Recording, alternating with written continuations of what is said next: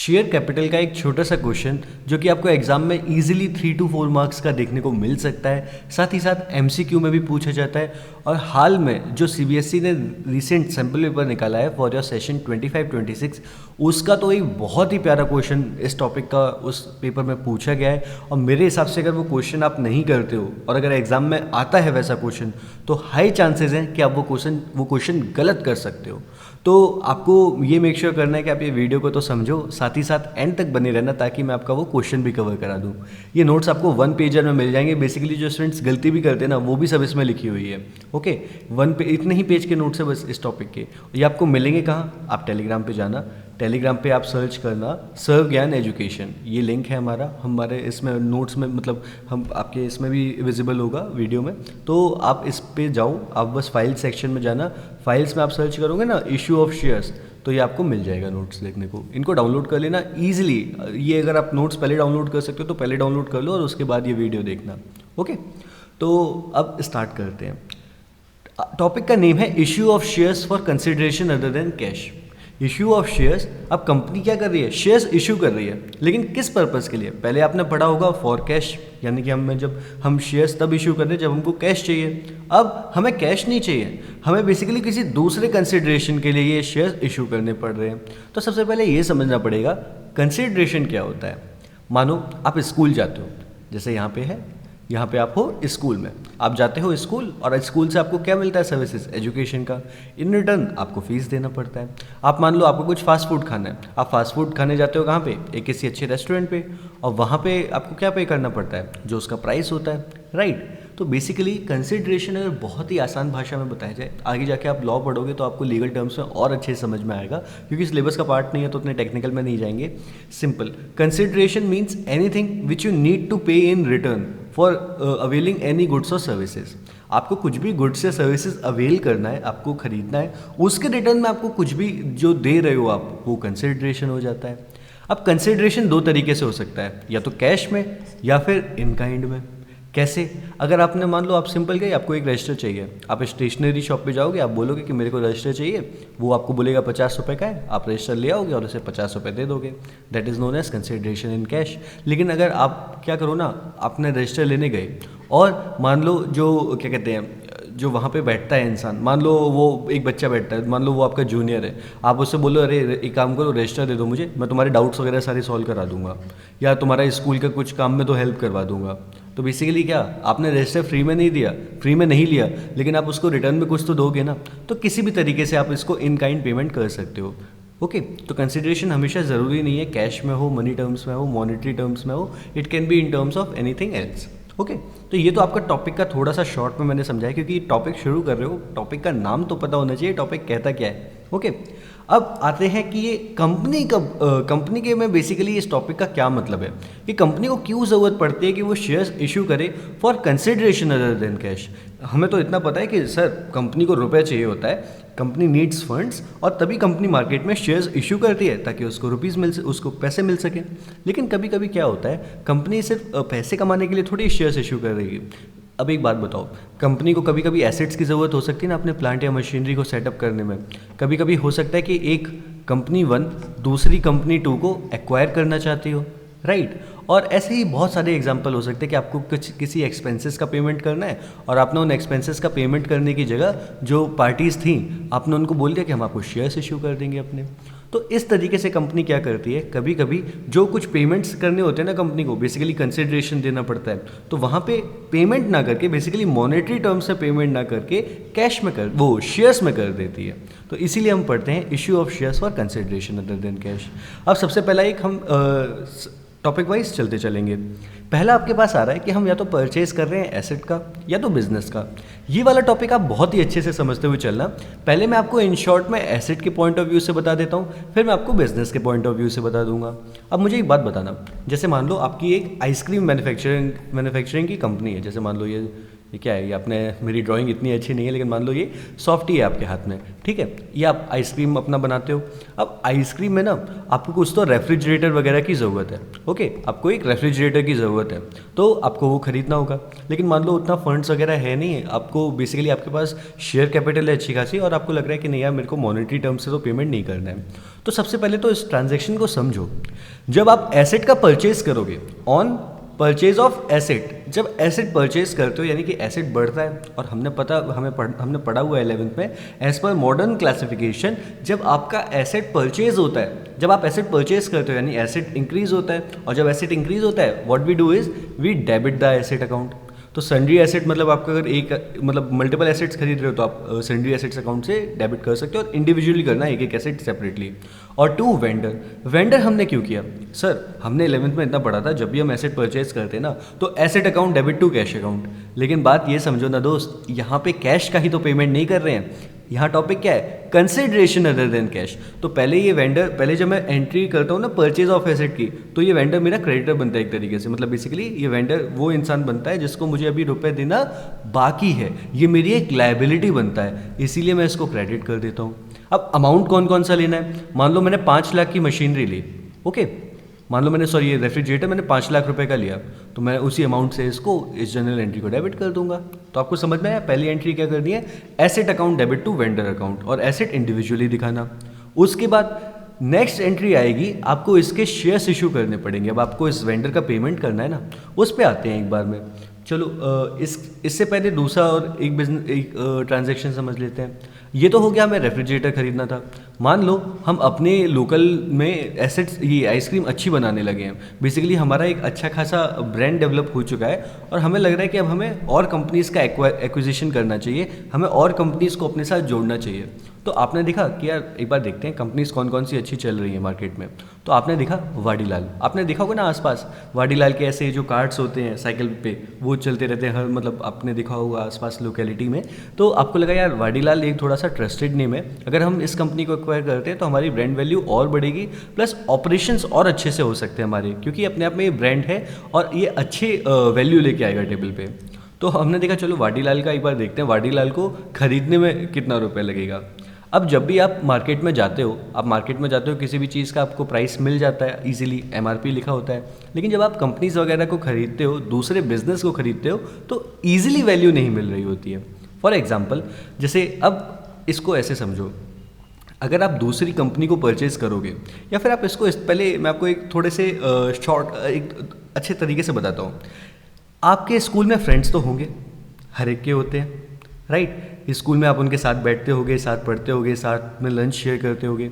जैसे मान लो ये हो आप और ये है आपका फ्रेंड। अब फ्रेंड जो होते हैं ना, कभी कभी बहुत शरारती भी होते हैं ग्रुप में, कुछ पढ़ने वाले भी होते हैं। लेकिन आप क्या किसी को सिलेक्टिव बेसिस पे अपना फ्रेंड बनाते हो क्या? नहीं, कि तुम्हारे जब तक तुम अच्छे तरीके से काम कर रहे हो तब तक तुम मेरे फ्रेंड हो, जब तुम गलत तरीके से काम कर रहे हो तब तुम मेरे फ्रेंड नहीं हो। ऐसा थोड़ी होता है। हम दोनों उसकी एक्टिविटीज़ में पार्टिसिपेट करते हैं। अगर उसको भी पनिशमेंट मिल रहा होता है तो कहीं ना कहीं हम भी शामिल हो जाते हैं, हम उसका साथ देते हैं। वैसे काम तो ऐसा कोई भी मत किया करो जिससे पनिशमेंट मिले, बट स्टिल दोस्ती निभाने की बात आ रही है तो मैं उस हिसाब से बताता हूँ। यानी कि आप अपने दोस्तों के अच्छे काम में भी होते हो साथ में, और आप अपने दोस्तों के खराब काम में भी आते हो साथ में, राइट। तो वैसे ही जब आपका एक बिजनेस है और आप किसी दूसरे बिजनेस को एक्वायर करते हो, तो जो बिजनेस के एसेट्स होते हैं ना दूसरे बिजनेस के, जैसे मान लो ये बिजनेस 1 बिजनेस 2 को एक्वायर कर रहा है, तो बिजनेस 2 के जो एसेट्स होते हैं वो भी हमारे हो जाते हैं, और जो बिजनेस 2 की लायबिलिटीज़ होती हैं वो भी हमारी हो जाती हैं।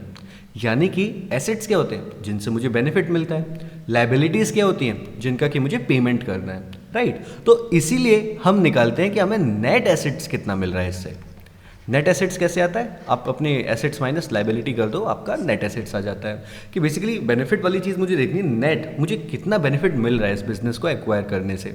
ओके, तो एसेट्स भी आपके बनते हैं और लायबिलिटी भी आपकी बनती है, राइट। तो चलो एक बार हमने प्लान किया था कि हमें वाडीलाल को खरीदना है, तो एक बार देख के आते हैं वाडीलाल का कितना वैल्यूज़ है। तो जैसे आप अपने गूगल पे जाओगे और बस सिंपली सर्च करना वाडीलाल एनुअल रिपोर्ट्स, तो आप इस वाडीलाल की वेबसाइट पे आ जाओगे। और मैंने एनुअल रिपोर्ट सर्च किया और लेटेस्ट ईयर 24-25 हमको विजिबल होगा अभी। क्योंकि देखो मेरी एक छोटी सी रिक्वेस्ट है, अगर आप क्लास 12th में ना ये वाली बुक पढ़ रहे हो, दैट इज़ दिस वन, तो देखो नाम में लिखा है अकाउंटिंग फॉर कंपनीज, तो एक बार कंपनीज की रिपोर्ट्स देखा करो ना, आपको थोड़े नए इंसाइट्स मिलेंगे। और ये चीज़ आप क्लास 11-12 में ही शुरू करोगे तो आगे चल के आपको और क्लैरिटी मिलेगी लाइफ में कि हाँ चीज़ें कैसे वर्क करती हैं रियल लाइफ में। सिर्फ बुक के क्वेश्चन लगाने से काम नहीं चलता है, थोड़ा एक्स्ट्रा भी सीखने की कोशिश किया करो। वही हम अपने क्लासेस में भी डिलीवर करते हैं कि हाँ तो आप क्लासेस आप अपने करिकुलम के हिसाब से तो पढ़ो, लेकिन साइड में 5-10 मिनट कुछ और भी देख लो। तो जैसे चलो हम वाडीलाल के रिपोर्ट पे आते हैं। अब वाडीलाल के रिपोर्ट पे आके मुझे क्या दिख रहा है, जो टोटल एसेट्स हैं, क्या है टोटल एसेट्स, वाडीलाल के टोटल एसेट्स मुझे ये 645 के दिख रहे हैं। कितने के? 645 के। और अगर वाडीलाल के मैं लाइबिलिटीज़ पे हूँ, जो टोटल लाइबिलिटी है, इक्विटी अलग होती है, इक्विटी कंसिडर नहीं करना है हमको, टोटल लाइबिलिटीज़ लेना है, तो 262 है। यानी कि अगर अब मैं आपकी एग्जांपल सिंपल बनाने के लिए थोड़ा सा इसकी वैल्यूज़ डिफरेंट ले लूँगा। जैसे देखो ये एक फाइनेंस या बैलेंस शीट देख पा रहे हो, स्टैंड अलोन बैलेंस शीट है, और ये इस सीए ने ऑडिट किया हुआ है, ये इस कंपनी के डायरेक्टर्स हैं। तो एनुअल रिपोर्ट भी पढ़ना थोड़ा बहुत सीखो। अगर आपको लगता है कि नहीं आपको सीखना है, पढ़ने की इच्छा है, तो आप इस व्हाट्सएप नंबर आपको विजिबल होगा स्क्रीन पे, आप इस पर टेक्स्ट कर देना and will share the guidelines कि आप कैसे शुरू कर सकते हो ये चीज़ों को प्रैक्टिकली समझना। ओके, तो चलो अब हमें समझ में आ गया। मैंने आपको क्या बताया था, हम अच्छे काम में भी साथ देते हैं और बुरे काम में भी साथ देते हैं। तो बेसिकली अगर हम माने कि मान लो वाडीलाल के जो एसेट्स थे वो थे 1000, वो नंबर से कैलकुलेशन इजी नहीं होगा, आपको इजीली समझ में नहीं आएगा, इसलिए थोड़े राउंड ऑफ करके ले रहा हूँ। और मान लो लाइबिलिटीज़ हैं वाडीलाल की 500, तो आपको वाडीलाल खरीदने पे आपको नेट एसेट्स कितना मिल रहा है, क्योंकि 500 रुपये का तो आपको पेमेंट करना पड़ेगा और 1000 रुपये आपके पास है, 1000 रुपये आप रियलाइज़ कर सकते हो। यानी कि आप नेट एसेट्स कितने के खरीद रहे हो, 500 रुपये के। वो जो बिजनेस है ना, नेट एसेट्स 500 रुपये का है उसका। ओके, लेकिन क्या हमेशा ऐसा होता है कि हम बिज़नेस की जो वैल्यू होती है वो इसके एसेट्स के बेसिस पे करें? ज़रूरी नहीं है। आप मतलब बिजनेस के पास इतनी बिल्डिंग है, मान लो कि ये प्लांट एंड मशीनरी है, ये सब है, हम सिर्फ इसके लिए थोड़ी बिजनेस को एक्वायर करते हैं। हम बिजनेस को उसके ब्रांड नेम के लिए भी एक्वायर करते हैं, हम बिजनेस को उसके सप्लायर्स के लिए भी एक्वायर करते हैं कि मान लो ये जो वाडीलाल है इसके सप्लायर्स कितने अच्छे अच्छे होंगे कि हाँ अच्छे रेट्स पे आपको रॉ मटेरियल मिल जाता होगा, अच्छे कॉन्ट्रैक्ट्स होंगे इनके मार्केट में, अच्छा डिस्ट्रीब्यूशन सिस्टम होगा, वो आपको बैलेंस शीट पे थोड़ी दिखता है, राइट। तो यानी कि हम सिर्फ और सिर्फ जो नेट एसेट्स होते हैं ना, जो बुक्स में वैल्यू अपीयर हो रही होती है, सिर्फ उसके बेसिस पे हम किसी कंपनी को एक्वायर नहीं करते हैं, हम कंपनी को और ये पैरामीटर्स के बेसिस पे भी एक्वायर करते हैं। और इसको कभी कभी हम नाम दे देते हैं कि ये कंपनी की क्या है, गुडविल हो जाती है। कि अगर मतलब कंपनी के पास इतने अच्छे अच्छे कॉन्ट्रैक्ट्स हैं, सप्लायर्स हैं और रॉ मटेरियल्स अच्छे रेट्स पे आ जाते हैं, यानी कि इस कंपनी की गुडविल अच्छी है, ये काम अच्छे से कर रहा है, इसके पास ब्रांड है। तो अब आप एक बात बताओ, जब वाडीलाल के एसेट्स आपके बन रहे हैं, लाइबिलिटीज़ आपकी बन रही हैं, तो नेट आपको कितना मिल रहा है इससे? 500। तो कभी कभी क्या होता है ना, आप इस 500 वाली कंपनी को खरीदने के लिए आप कभी कभी 1000 रुपीज़ का भी पेमेंट करने के लिए तैयार रहोगे, और कभी कभी आप बोलोगे 500 ज़्यादा है, 500 तो हमें देना ही नहीं, हम 400 देंगे। ऐसा क्यों होता है? देखो, केस नंबर 1, आप 1000 रुपीज़ देने के लिए क्यों रेडी होगे? आप सोचो, मार्केट में आप निकलो और आपको एक चीज़ 500 रुपये में देखने को मिल रही है, लेकिन वहाँ पे भीड़ बहुत है और आपको पता है ये चीज़ इतनी अच्छी है, ये आप में बहुत ज़्यादा वैल्यू दे पाएगी आपकी लाइफ में और आपको थोड़ा सा आगे लेके जा सकती है। तो ऐसी अपॉर्चुनिटी कोई मिस नहीं करना चाह रहा होता है, तो उसके बदले में आप ज़्यादा देने के लिए रेडी होगे। लेकिन वहीं एक दूसरी चीज़ है जिसके लिए इतनी भीड़ नहीं है और मुश्किल से बिक रही है, या फिर मान लो अगर कंपनी के टर्म्स से बात करें तो मान लो ये कोई लॉस मेकिंग कंपनी है, या फिर ऑलमोस्ट बैंकरप्सी पे है, या फिर डेड कंपनी है, एकदम होने ही वाली है कि इसका तो बैंकरप्सी का सिचुएशन आ गया, इसके पास फंड्स बाकी नहीं है, इसको तो एक्वायर करना पड़ेगा, ये तभी चल पाएगी। यानी कि इस कंपनी के लिए आप 500 रुपये थोड़ी दोगे, आप तो देखोगे कि हाँ थोड़ा सा और कम से कम हम देना चाहें, राइट, क्योंकि ऑलरेडी लॉस मेकिंग कंपनी है, हमें खुद से ही बहुत सारा एफर्ट लगेगा इसको सही दोबारा से बिल्ड करने में। यानी कि ऐसे केसेस में क्या होता है, 2 केसेस होते हैं, आप 500 के लिए ज़्यादा भी पे करने के लिए रेडी रहोगे, मान लो कि 500 रुपये आप ज़्यादा और दे रहे हो, 1000 माइनस 500, और आप कभी कभी कम देने के लिए भी रेडी होगे, यानी कि 100। ये जब आप ज़्यादा देने के लिए रेडी होते हो ना, इसको बोलते हैं गुडविल, यानी कि इस कंपनी की वैल्यू अच्छी है, इस कंपनी का ब्रांड नेम अच्छा है, इस कंपनी की बातें अच्छी हैं, चीज़ें अच्छी हैं, ये इसका मार्केट में अच्छा रेपुटेशन है, तो आप ज़्यादा पेमेंट करने के लिए रेडी रहते हो। यानी कि जो आप पेमेंट करना चाह रहे हो, जो 1000 रुपीज़ होता है ना, इस 1000 रुपीज़ को हम बोलते हैं परचेज कंसिडरेशन। बेसिकली कंसिडरेशन में इसका पेमेंट कितना करने के लिए रेडी हूँ, और ये 500 अभी हमने क्या देखा था, ये नेट एसेट्स है। तो कभी कभी आप इसका 100 रुपये भी देने के लिए रेडी होते हो, यानी कि जब आप कम रुपए देने के लिए रेडी हो, यानी कि आप इस पर कैपिटल रिजर्व यानी कि आप इस पर फ़ायदा कमाते हो। अब मैं आपको ईजिली समझा देता हूँ। देखो ये थोड़ा सा ट्रिकी था, इसीलिए मैंने सोचा आपको एक एग्जांपल के थ्रू समझाता हूँ। तो देखो अब जनरल एंट्री पे आ जाओ। जब भी हम बिजनेस का परचेज करते हैं तो उसके एसेट्स हमारे बनते हैं, उसकी लाइबिलिटीज़ हमारी बनती हैं, और वैल्यू कौन सी लेनी है, ध्यान रखना एग्रीड। एक क्वेश्चन आएगा उसमें एग्रीड और बुक वैल्यू होगी। अब एक बात बताओ, बुक वैल्यू मैंने आपको दिखाई थी अभी सामने, लेकिन जब बिजनेस आपस में ये डीलिंग कर रहे होते हैं तो आमने सामने बैठते हैं ना, आमने सामने बात करते हैं, बताते हैं हमारे ये वैल्यू है, ये वैल्यू है, बुक में ऐसी है लेकिन ऐसी होनी चाहिए। तो जो आपस में एग्रीड होती है फाइनली, हम वो वैल्यू लेते हैं। उसके बाद अब अगर मान लो इसके बाद आपको पेमेंट करना होगा वेंडर, यानी कि आपकी लाइबिलिटी बनता है परचेज कंसिडरेशन। तो मान लो 500 रुपये का आपका नेट एसेट्स आया। इसकी जनरल एंट्री करके मैं आपको बता रहा हूँ कि मान लो एसेट्स अकाउंट आपका कितना था, 1000। ओके, और गुडविल, इसके लिए मैं आपको एक बात बताता हूँ। एसेट्स अकाउंट लिखने के बाद ना एक लाइन छोड़ देना इसमें, ताकि आपका मैं बता देता हूँ क्या होता है। अभी गुडविल वगैरह कुछ नहीं लिखना, एक लाइन छोड़ दो। उसके बाद क्योंकि अब इसकी लाइबिलिटी भी तो आपकी होंगी, तो आपको लाइबिलिटी लिखनी है 500। अब इसके बाद आप इसका पेमेंट कर रहे होगे, यानी कि अब आपका ये लाइबिलिटी बनेगा, आपको इसका सेटलमेंट करना होगा। इस एंट्री में हम इसको क्रेडिट करते हैं कंसिडरिंग एज लाइबिलिटी। तो यानी कि अब आपका वेंडर है। अब अगर वेंडर को मैं रेडी करने के लिए पे हूँ 1000 रुपीज़, भी आपने देखा था ना ऊपर कि हम 1000 रुपीज़ केस 1 में पे करने के लिए रेडी थे, तो मैंने यहाँ 1000 लिख दिया।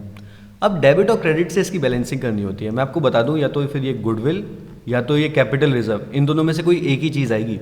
अब एक बात बताओ आप मुझे, डेबिट और क्रेडिट साइड का टोटल करो कितना कितना आ रहा है। जनरल एंट्री में दोनों मैच होना चाहिए ना, 1000 और 1500, यानी कि डेबिट साइड का 500 कम आ रहा है। यानी आपने और मतलब बेसिकली आपने इसकी गुडविल के लिए पेमेंट किया है ये एक्स्ट्रा 1000। आप चाहते तो 500 रुपये भी तो जमा कर सकते थे, सिर्फ इसके लिए 500 रुपये का ही तो पेमेंट कर सकते थे जो इसका नेट एसेट्स है, लेकिन आपने ज़्यादा पेमेंट किया है। आपने ज़्यादा पेमेंट किया है, दैट इज़ फॉर गुडविल, कि आपको पता है इस कंपनी की वैल्यू अच्छी है, इस कंपनी को तो एक्वायर करना ही चाहिए। तो ये आपकी हो जाती है परचेज गुडविल, यानी कि 500 रुपीज़। ओके, अब आपको मैं दोबारा दूसरा केस समझाता हूँ। मानो ये फिर से आप एसेट्स खरीद रहे हो, इसके डेबिट और क्रेडिट ऊपर लिखाई है। मान लो इसके एसेट्स वही थे 1000 रुपीज़ के। एक लाइन हमेशा यहाँ छोड़नी है, हमेशा। ठीक है, मैं यहाँ डेबिट लिखना भूल गया था, सॉरी।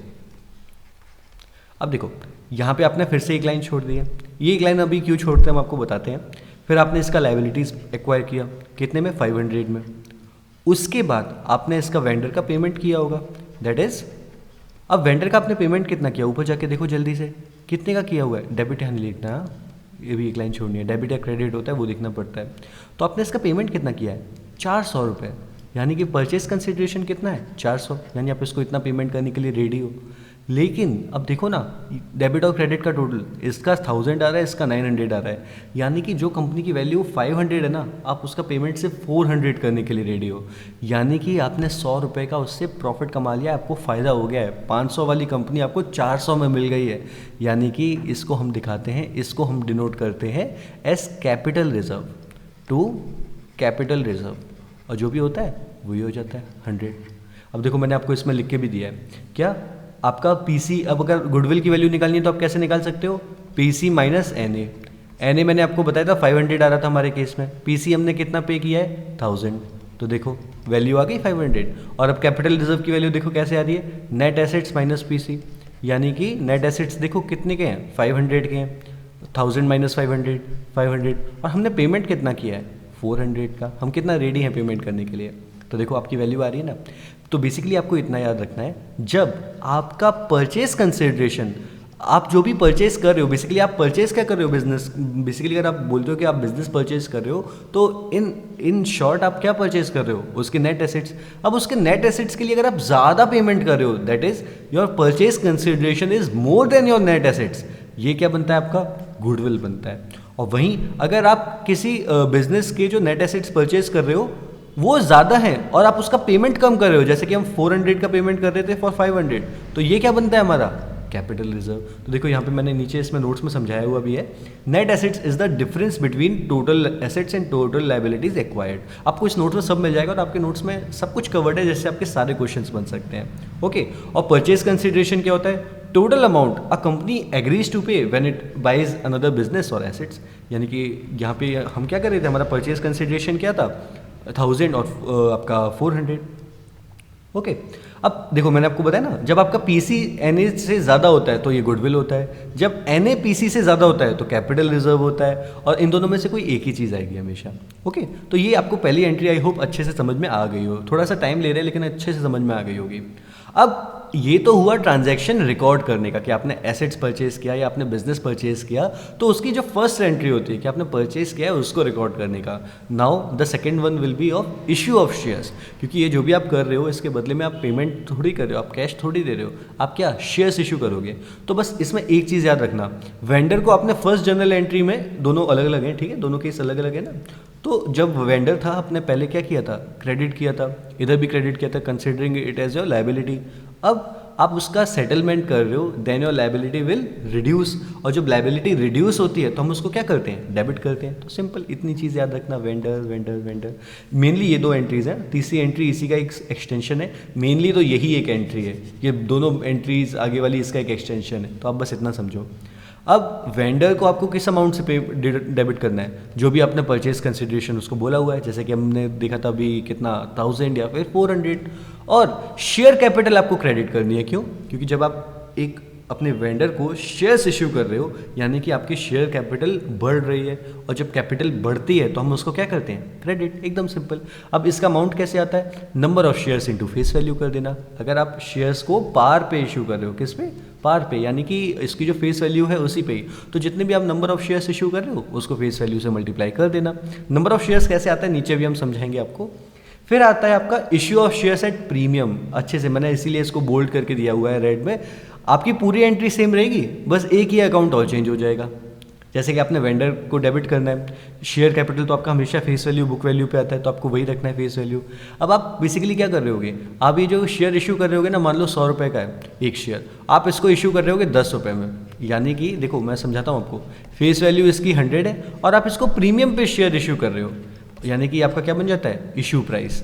तो आपको ये फेस वैल्यू किस में लेके जाना है, शेयर कैपिटल अकाउंट, प्रीमियम किस में लेके जाना है, सिक्योरिटीज प्रीमियम रिजर्व अकाउंट। देखो यही दे रखा है ना, फेस वैल्यू हम शेयर कैपिटल में लेके गए और प्रीमियम इसमें किस में लेके गए, सिक्योरिटीज प्रीमियम में। और कभी कभी क्या होता है ना, ये तीसरी वाली जर्नल एंट्री इसी का एक्सटेंशन है। तो देखो समझना, कभी कभी क्या होता है, मान लो आप दुकान पे गए, अब दुकान पे आप सामान खरीदने गए, अब सामान आ रहा है मान लो 520 रुपये का, ओके, 420 नहीं बोला, ठीक है, 520। अब 520 जो रुपये आप दे रहे हो उसको, उसमें कभी कभी क्या होता है ना, आपके पास मान लो कैश नहीं है, आप क्या बोलोगे, अंकल एक काम करो, आप मुझे 400 रुपये आप मुझसे कैश में ले लो, 100 रुपये मैं आपको ऑनलाइन दे देता हूँ, क्योंकि मेरे पास ऑनलाइन का भी बैलेंस कम है, 100 रुपये ही है मेरे पास, तो जो आपके 20 रुपये बचेंगे ना, वो मैं आपको बाद में दे दूँगा। यानी आपने एक ही ट्रांजैक्शन को कितने 3 तरीके से सेटल किया, थोड़ा कैश में दिया, थोड़ा ऑनलाइन दिया, और थोड़ा आपने बाद में रख दिया। तो वैसे ही इस तरीके से कभी कभी जब कंपनी ये परचेज करती है एसेट्स को या बिजनेस को, तो जो परचेज कंसिडरेशन होता है ना, वो पार्टली मतलब पार्शियली पे करती रहती है। थोड़े शेयर्स इशू कर दिए और थोड़े किसी और टर्म से पेमेंट कर दिया, तो कभी कभी क्वेश्चन में देखने को मिल सकता है। तो क्या शेयर कैपिटल और सिक्योरिटीज प्रीमियम तो आपको समझ में आ ही गया। अगर आप कैश में पेमेंट कर रहे हो तो अपना बैंक कम कर देना, अगर आप कभी कभी कोई प्रॉमिसरी नोट इशू करते हो ना, तो अपना बिल्स पेबल क्रेडिट कर देना। आपका सारा का सारा क्वेश्चन इससे सॉल्व हो जाएगा बहुत ही ईजी तरीके से।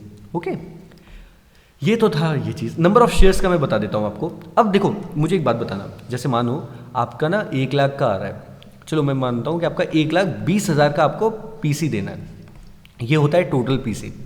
ये क्या होता है, टोटल पीसी जो आपको एक्वायर करने के लिए देना है। ओके, इसके बाद अब इसके ना दो पार्ट्स आप कर रहे होगे। आप बोलोगे कि एक काम करो, मैं आपको 20,000 कैश में दे देता हूँ, और जो आपका बचा हुआ 1 लाख है ना, जो बचा हुआ 1 लाख है, एक मिनट ये माइक रिकॉर्ड हो रहा है ना, ओके वॉइस ठीक आ रही है मेरे हिसाब से, ओके कूल। काफ़ी टाइम तक रिकॉर्ड हो जाता है ना, तो एक बार लगता है कि देख लेते हैं। ओके, तो आप बोलोगे कि ये जो 1 लाख है ना, 1 लाख मान लो आप बोल रहे हो कि हम आपको इसके शेयर्स दे देंगे। यानी कि अब मुझे एक बात बताओ, आप नंबर ऑफ़ शेयर्स के लिए, अब जैसे कि मान लो एक शेयर आपका 100 रुपये का है, एक शेयर आपका 100 रुपये का है, तो जब आप नंबर ऑफ़ शेयर्स निकालना चाहोगे कि मुझे शेयर्स कितने इशू करने हैं, तो आप नंबर ऑफ़ शेयर्स के लिए जो ऊपर परचेज कंसिडरेशन लोगे वो ये नहीं लोगे, ध्यान रखना, वो आप ये वाला नहीं लोगे, आप ये वाला लोगे, क्योंकि इसका पेमेंट तो ऑलरेडी कैश में हो गया ना, ये तो सॉर्टेड है, इसके लिए थोड़ी आपको शेयर्स इशू करने हैं। यानी कि देखो मैंने इसमें लिखा हुआ है फॉर्मूला आपके लिए, एकदम इजी बना के रखा है पीडीएफ। आपके नोट्स एकदम सिंपल है और आपके सारे के सारे क्वेश्चन सॉल्व हो जाएंगे। ट्रस्ट मी व्हेन आई से दिस कि आपके क्वेश्चन सॉल्व हो जाएंगे, बुक के हो जाएंगे। बस नोट्स को अच्छे से समझ लो और क्वेश्चन सॉल्विंग में लग जाओ। क्या करना है, total PC minus amount settle in forms other than shares. मैं क्या बोल रहा हूँ, शेयर्स के अलावा आपने जिस भी फॉर्म में ये अमाउंट सेटल किया है उसको माइनस कर दो। समझ में आया? यानी कि अपना टोटल पीसी कितना है 120, और शेयर्स के अलावा आप किस तरीके से, कैश के तरीके से कर रहे हो 20,000, तो आपको नंबर ऑफ शेयर्स निकालने के लिए जो पीसी चाहिए होगा ना वो 1 लाख आ जाएगा। ओके, और अब नंबर ऑफ शेयर्स के लिए ये तो पीसी है। ओके, जो आपको नंबर ऑफ शेयर्स के लिए पीसी कंसिडर करना है, और इसका फॉर्मूला क्या होता है, पीसी पेड थ्रू शेयर्स। देखो यहाँ पे ध्यान से पढ़ो, PC paid through shares divided by issue price of a share. तो आप 1 लाख रुपए से कर रहे हो ना, आप इसको 1 लाख रुपए का पेमेंट कर रहे हो थ्रू शेयर्स, और आपका इश्यू प्राइस कितना है, मान लो हमने प्रीमियम नहीं दिया है, प्रीमियम पे हम इशू नहीं कर रहे, हम फेस वैल्यू पे ही कर रहे हैं, तो issue price is equal to face value plus premium. Issue price is equal to face value plus premium. अब प्रीमियम तो 0 है और फेस वैल्यू 100 है, तो आपका इश्यू प्राइस भी 100 रुपीज़ के बराबर आ जाएगा। तो आप सिंपली 100 से डिवाइड कर दो, तो ये आपका कितना आ जाएगा, 2 0 से 2 0 कट के आपके 1000 शेयर्स आ जाएंगे। तो समझ में आया? इतना सिंपल क्वेश्चन होता है, बहुत ही कॉम्प्लिकेटेड बना के रखा हुआ है फाइन मतलब फालतू में। अब इसका दूसरा टॉपिक समझ लो कि मान लो प्रीमियम के थ्रू करना है, तो मान लो वही आपका 1,20,000 का ट्रांजैक्शन है। इस बार आपने बोला कि आपका ना मैं जो 1,10,000 है वो कैश में पे करूँगा। ओके, 5,000 मैं आपको एक प्रॉमिसरी नोट दे दूँगा, और 5,000 का ना मैं आपको अपने कैसे 1,10,000 शेयर्स के थ्रू है, 1,10,000 आप शेयर्स के थ्रू कर रहे हो और 5,000 आप बचा हुआ कैश से कर रहे हो। तो वापस से अब आप लोग ही खुद से एक बार सॉल्व करना वीडियो पॉज करके। पीसी अगर आपको पीसी पेड थ्रू शेयर्स निकालना है तो वो कैसे आएगा, total PC that is 1,20,000 minus amount settled in forms other than shares. Shares के अलावा आप कौन कौन से जो मेथड्स हैं आप वो यूज़ कर रहे हो ना, जितना जितना अमाउंट उसको माइनस कर दो, यानी कि 5,000 और 5,000, तो आपका पीसी कितना आ गया 1,10,000।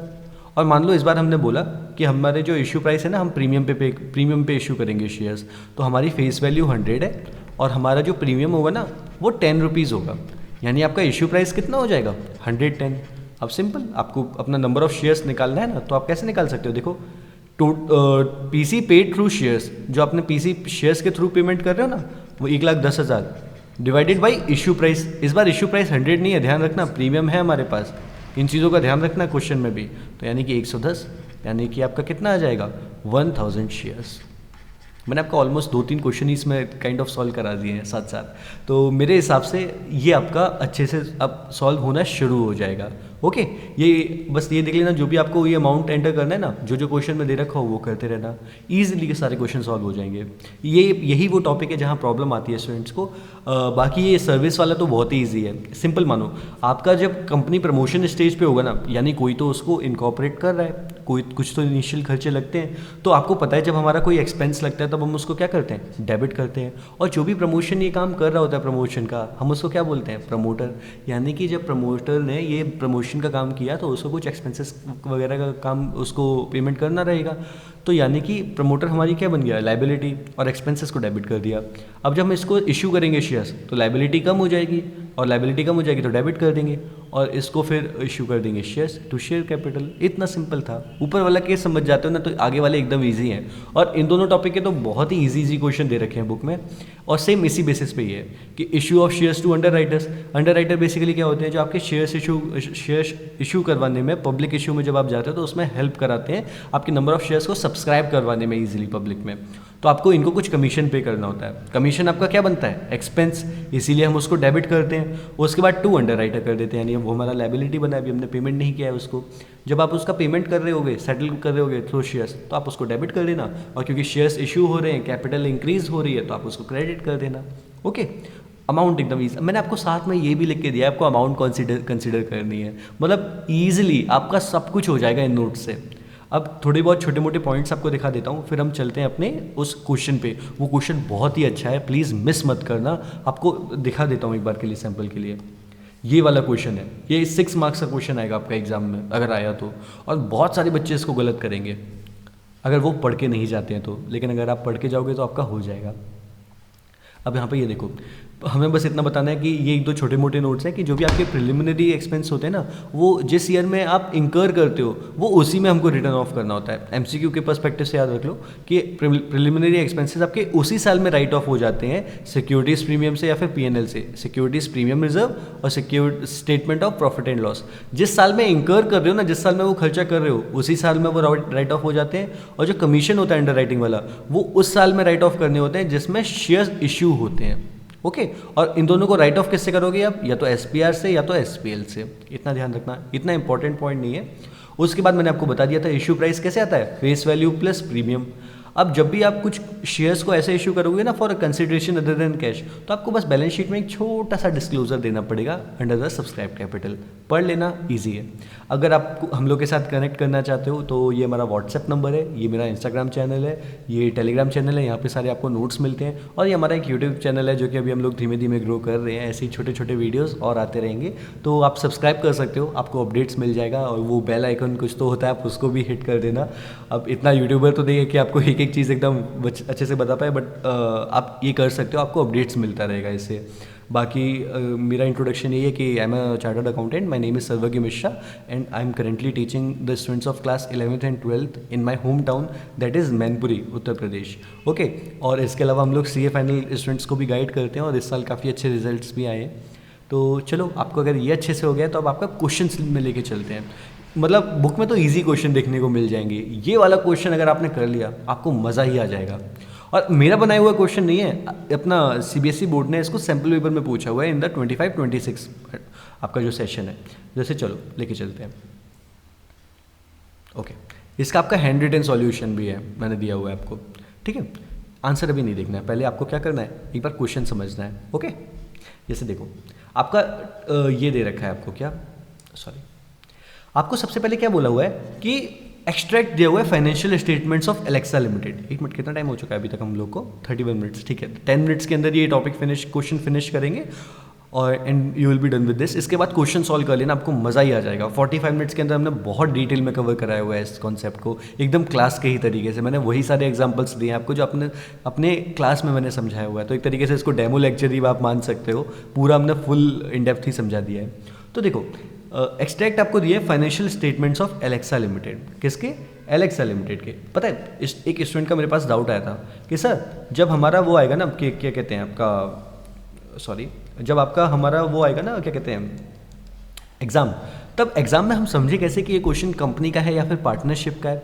मैं आपको एक बात बताता हूँ, सिंपल, एलेक्सा लिमिटेड देख रहे हो ना, यानी कंपनी है, आपको इजीली समझ आ जाएगा। हाँ, एनालिसिस ऑफ फाइनेंशियल स्टेटमेंट्स में थोड़ा केयरफुल रहना क्योंकि वॉल्यूम 2 वॉल्यूम 3 दोनों कंपनीज की हैं, लेकिन आपको टॉपिक आगे क्वेश्चन पढ़ के अपने आप समझ में आ जाता है जब आप प्रैक्टिस करते हो, राइट। तो आपको एक बैलेंस शीट दी हुई है, ध्यान देना, बैलेंस शीट एक बार पढ़ लो और एक्सट्रैक्ट दिया है, ये मत बोलने लग जाना सर इसमें तो कुछ टोटल बराबर नहीं हो रहा है, एसेट्स नहीं है। एक्सट्रैक्ट है, एक्सट्रैक्ट बेसिकली आपका बैलेंस शीट में से कुछ तोड़ के दे दिया गया है, इस वैल्यूज़ को आपको कहीं तो हेल्प में लेना पड़ेगा अपने। ओके, कैपिटल दिया है, रिजर्व्स एंड सरप्लस दिया है। जैसे ही अभी चलो पहले क्वेश्चन पढ़ते हैं, फिर मैं आपको बताता हूँ क्वेश्चन कैसे एनालाइज करना है from the first line only. Okay, फिर आपको शेयर कैपिटल का वो दिया हुआ है वर्किंग नोट में दिया हुआ है कि इक्विटी शेयर्स आपके पास पहले कितने थे, इशूड कितनी है और सब्सक्राइब कितनी है। ओके, उसके बाद आपको दिया है रिजर्व्स एंड सरप्लस और उसमें सिक्योरिटीज प्रीमियम दिया हुआ है। अभी बहुत अच्छा क्वेश्चन है, आपको अच्छे से बताऊंगा मैं। साल भर में एलेक्सा लिमिटेड ने क्या किया है, ग्लोरिया लिमिटेड के बिजनेस को परचेज किया है। जब हमने ये क्वेश्चन क्लास में कराया था ना, तो गलती से मैंने ग्लोरिया लिमिटेड, अच्छा यहाँ पे करेक्ट है क्या, ओके कूल, तो ग्लोरिया लिमिटेड हम लोगों ने गलती से गोरिल्ला लिमिटेड कर लिया था दरअसल। ओके, सही कर दिया था उसको, ओके तो ठीक है। अभी क्या हुआ इसने, अभी मैं इसको ना आपको ऐसे समझा देता हूँ पहले क्वेश्चन को। देखो एलेक्सा लिमिटेड ने क्या किया है, ग्लोरिया लिमिटेड के बिजनेस को परचेज किया है।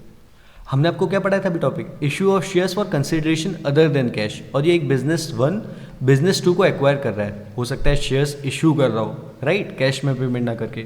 एसेट्स कितने हैं, 50 लाख, लाइबिलिटीज़ कितनी है, 20 लाख। तो अब आप लोग इतने इंटेलिजेंट हो गए होगे कि आप लोग अपने आप नेट एसेट्स कैलकुलेट कर लोगे, एसेट माइनस लाइबिलिटी यानी कि 50 माइनस 20 यानी कि 30 लाख। देखो ना कितने स्मार्ट हो गए हो आप लोग, समझ में आता है आपको। ओके, यानी कि अब इसमें आगे चलते हैं। इसके अलावा देखो क्या लिखा है, एडिशनल इंफॉर्मेशन, यानी ये जो है वो तो है ही है, इसके आगे कुछ और है। तो during the year 40,000 equity shares were issued और प्रीमियम पे किए गए हैं यानी कि कंपनी ने शेयर्स का इशू किया है, ऐसा नॉर्मल इशू फॉर कैश और issue of shares for consideration other than cash, दोनों टॉपिक हैं इसमें। अच्छा, प्रीमियम दे रखा है 4 रुपीज़। सर हमें फेस वैल्यू कहाँ ढूंढे, हमें तो इशू प्राइस निकालनी होगी यहाँ पे। अब इशू प्राइस आपने तो बताया था फेस वैल्यू प्लस प्रीमियम। दोस्त प्रीमियम ये दे रखा है, फेस वैल्यू देखो मैंने बोला ना आपको जो नोट्स दिए हैं उसमें सब कुछ छुपा हुआ है। 10 रुपये का एक, यानी कि आपका इशू प्राइस कितना आ जाएगा 14 रुपीज़, 10 + 4। ओके, इसके बाद कोई भी शेयर्स स्वेट इक्विटी, बोनस या फिर ईसॉप के फॉर्म में नहीं दिए गए हैं। इस पॉइंट को पढ़ के मुझे क्या समझना है, इस पॉइंट को पढ़ के आपको ये समझना है कि यानी कि सिर्फ वो ऊपर के जो 2 ट्रांजैक्शन है ना, यानी कि अदर देन कैश और फॉर कैश, इन्हीं के लिए शेयर्स इश्यू हुए होंगे और किसी पर्पस के लिए नहीं हुए हैं। ओके, अब आपको इनमें 2-3 चीज़ें पूछी हैं। सबसे पहले क्वेश्चन में ये मार्क करके चलना कि आपको जर्नल एंट्रीज पूछी गई हैं और आपको शेयर कैपिटल अकाउंट पूछा गया है और सिक्योरिटीज प्रीमियम अकाउंट पूछा गया है। तो हमें 3 चीज़ें करनी है। तो सबसे पहले तो हमें जर्नल एंट्रीज करनी है। जर्नल एंट्रीज करने से पहले ना मुझे आपको ये क्वेश्चन एक बार अच्छे से समझाना पड़ेगा। ओके, कोई तो अभी ट्रक निकला है, really sorry for the audio issue. अब देखो, पहले आप क्वेश्चन समझो, ये आपको आंसर लेके नहीं आना है सच, या आप वर्किंग नोट दिखा सकते हो, ये आपकी अंडरस्टैंडिंग के लिए है। देखो यहाँ पे इधर साइड इस विंडो पे आ जाना, ध्यान देना इस पे। जैसे देखो मैंने आपको लिखा हुआ है कि understand the increase in the balances. जो बैलेंस दिए ना आपको 25 और 24 के, इनके बैलेंसेस में कुछ तो इंक्रीज हो रहा है, उसको समझो। यानी कि इक्विटी शेयर कैपिटल कितने से बढ़ रही है 37,60,000। ऑब्जर्व करना, पिछले साल 2 करोड़ थी, इस साल 2,37,60,000 है। और सिक्योरिटीज प्रीमियम, ये रिजर्व एंड सरप्लस आपका कितने से बढ़ रहा है 10 लाख से। देखो ना, और कौन सा रिजर्व है हमारा सिक्योरिटी प्रीमियम, और हमें सिक्योरिटी प्रीमियम देख के याद आ जाता है कि हाँ, यानी कि कुछ ना कुछ शेयर्स प्रीमियम पे इशू हुए होंगे, राइट। और वही आपको बोला कि ये आपकी पूरी सब्सक्राइब भी है, यानी कि इशू हमने किया और इसका सब्सक्राइब भी हो गया है, यानी कि बहुत ज़्यादा चांसेस हैं ये इसी वाले ट्रांजैक्शन के लिए हुआ हो। तो अब देखो आप, मैंने आपको वही लिख के दिया हुआ है, 37,60,000 का वो हो के रखा है और 10 लाख का और इंक्रीज दे रखा है।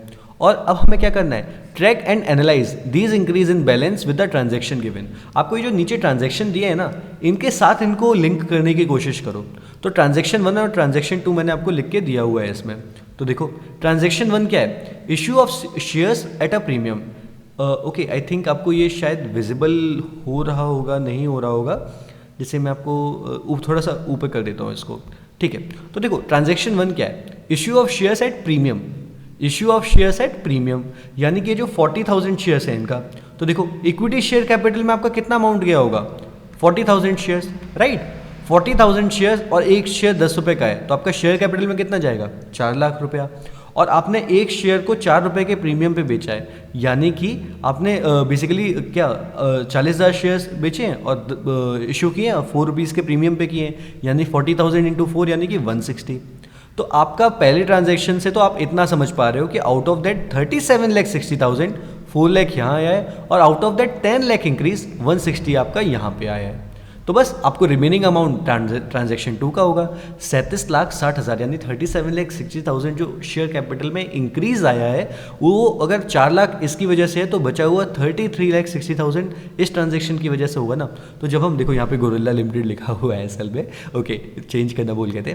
तो ग्लोरिया लिमिटेड के बिजनेस को जब आपने परचेज किया होगा तो आपने उसको शेयर कैपिटल यानी कि आपने उसको शेयर्स कितने इशू किए होंगे 33,60,000 के, और कितने प्रीमियम पे इशू किए होंगे 8,40,000। और हमको ये पता है अगर हमें पीसी निकालना है, यानी कि हमें पीसी में ये दोनों चीज़ें कंसिडर करनी है, that is it means we have purchased the business of Gorilla Limited at 42 lakh 33,60,000 plus 8,40,000, यानी कि आपने इशू कितने किए शेयर्स एलेक्सा लिमिटेड ने ग्लोरिया को 3,36,000। कैसे आएगा 33,60,000 को आप सिंपली 10 से डिवाइड कर दो, आपका ये 33,36,000 शेयर्स आ जाएंगे। और प्रीमियम कैसे निकालेंगे सर, सिंपल 8,40,000 आपने कितने नंबर ऑफ शेयर से इशू किए हैं 3,36,000। तो जब आप इसको सॉल्व करोगे ना 8,40,000 को करके, तो इससे आपको 2.50 का प्रीमियम भी मिल जाएगा पर शेयर, सिंपल।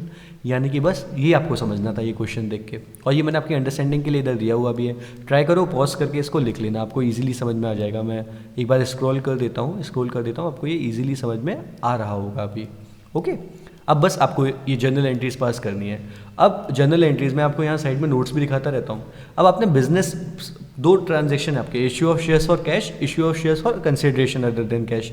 तो फॉर कैश वाले ट्रांजेक्शन तो बहुत ही ईजी होते हैं। देखो मैं आपको नोट्स खोल के दिखा देता हूँ, उसके भी हमने उसके भी अपलोड कर रखे हैं। नेक्स्ट टॉपिक, नेक्स्ट पॉइंट में उसको कवर कर लेंगे नेक्स्ट वीडियो में। तो देखो जब आप शेयर्स इशू कर रहे होते हो ना फॉर कैश, तो आप बेसिकली अगर आपने लमसम में किया हुआ है, इसमें कोई इंस्टॉलमेंट का तो सीन है नहीं, तो लमसम में हम क्या करते हैं, bank account debit to share application and allotment. लेकिन हमारा इसमें प्रीमियम है, तो हमने इतना पता है जब हम ड्यू कर रहे होते हैं, जब हम पैसा रिसीव कर रहे होते हैं, तब हम प्रीमियम में एडजस्ट नहीं करते हैं। जब हम पैसा शेयर कैपिटल में ट्रांसफ़र करते हैं तब हम उसका प्रीमियम का एडजस्टमेंट करते हैं। तो पहले तो हमें बस बैंक में पैसा रिसीव कर लेना है। पैसा कितना आ रहा होगा मेरे पास, 5,60,000। देखो चीज़ को समझना है यहाँ पे, मुझे सिर्फ 4 लाख नहीं मिल रहा है शेयर्स इशू करके, 4 लाख भी मिल रहा है और 160 भी, यानी कि आपको टोटल कितना रुपीज़ मिल रहा है, 5,60,000। और बस अब आप इसको नेक्स्ट इसमें जर्नल एंट्री में क्या करना है, शेयर ये जो दिया हुआ ना आपने फर्स्ट एंट्री में, जो आपने रियली सॉरी, हाँ, तो ये जो आपको फर्स्ट एंट्री में शेयर एप्लीकेशन एंड अलॉटमेंट 560 का मिला है, अब बस आपको इसको इक्विटी शेयर कैपिटल में ब्रेक डाउन कर देना है और सिक्योरिटीज़ प्रीमियम में। दैट इज शेयर कैपिटल में कितना आ रहा है, 4,40,000 इंटू 10, और सिक्योरिटीज़ प्रीमियम में 160, 40,000 इंटू 4, जिसका कि हमने सारा कंप्यूटेशन आपको नीचे करके दिखाया हुआ है। ओके, ये दो जर्नल एंट्रीज आपकी हो जाएंगी। अब जो हमारा टॉपिक चल रहा था कंसिडरेशन अदर देन कैश, तो पहली जर्नल एंट्री हम क्या करते हैं, in the purchase of business हम पहले एसेट्स रिकॉर्ड करते हैं। फिर मैंने आपको बोला था एक लाइन छोड़ देना, कुछ भी मत लिखना उसमें, ताकि गुडविल या कैपिटल रिजर्व आए आप वो लिख सको। उसके बाद आपने ग्लोरिया लिमिटेड को लिख दिया, कितना परचेज कंसिडरेशन है, 42 लाख। कैसे निकाला था हमने, शेयर कैपिटल प्लस प्रीमियम करके, है ना। पीसी हम देखो यहाँ पे मैंने आपको बताया था, पीसी पेड थ्रू शेयर्स कैसे आता है आपका, total PC minus amount settled in forms other than shares. तो ऐसा कोई अमाउंट तो था नहीं, तो total PC paid through shares आपका क्या बन जाएगा, वही टोटल पीसी। ओके, तो यहाँ पे 42 लाख का हमने पेमेंट किया है ग्लोरिया को, और एसेट्स 50 लाख के हैं और लाइबिलिटीज़ 20 लाख के हैं, यानी कि 30 लाख के नेट एसेट्स वाले बिजनेस के लिए हमने लिखा था ना यहाँ 30 लाख के नेट एसेट्स वाले बिजनेस के लिए मैंने 42 लाख का पेमेंट किया है, यानी मैंने 12 लाख ज़्यादा पेमेंट किया है, और वो मेरा क्या, गुडविल है, मैंने गुडविल के लिए पेमेंट किया है। ओके, अब बस गुडविल के बाद हमें इसको ग्लोरिया लिमिटेड को डेबिट करके हमें शेयर्स इशू करने होंगे। शेयर्स में कौन सा अमाउंट जाएगा, 33,60,000, और प्रीमियम में कितना, 8,40,000। इतना सिंपल जर्नल एंट्री होता है। देखो मैंने आपको यहाँ नोट्स में भी लिखाया है, जब हमें ये जर्नल एंट्री करनी है तो कैसे करनी है, number of shares into face value. तो नंबर ऑफ शेयर्स कितने थे, 3,36,000 इंटू 10, 3,36,000 इंटू 10, तो ये आपका आ गया 3360। और सिक्योरिटीज प्रीमियम कैसे आएगा, 3,36,000 इंटू आपका 2.5, तो आपका ये आ जाता है। इतना सिंपल सा क्वेश्चन है और बहुत आराम से हो जाता है, ठीक है। और फिर आपका आ रहा है इक्विटी शेयर कैपिटल और सिक्योरिटीज प्रीमियम आपको बनाना है ना, इसमें अच्छे से ध्यान देना।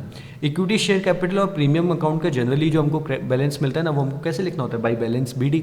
यहाँ पे ना गलती से सीडी लिख दिया है, इसको करेक्ट कर लेना, बाई बैलेंस बीडी है ये आपका ओपनिंग बैलेंस।